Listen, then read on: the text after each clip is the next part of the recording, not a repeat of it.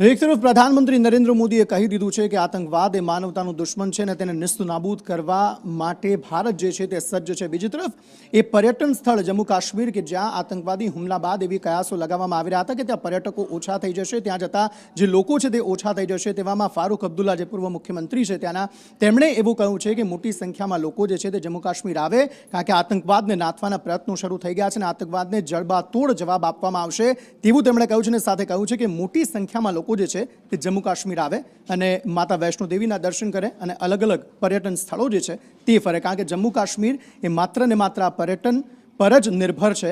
તેના કારણે તેમણે આ નિવેદન આપ્યું છે। और नॉर्मल है, लोगों को ज्यादा आना चाहिए, डर नहीं रखना चाहिए। जो डर गया वो मर गया।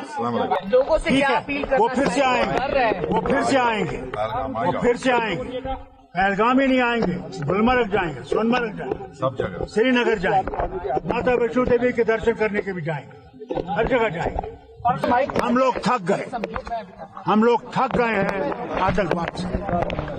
आतंकवाद को खत्म करना जरूरी है। क्यों कर रहे हो? मैं पहली बार उसके लिए कोई भी कार्रवाई प्रधानमंत्री करेगा, हमें वो मंजूर है।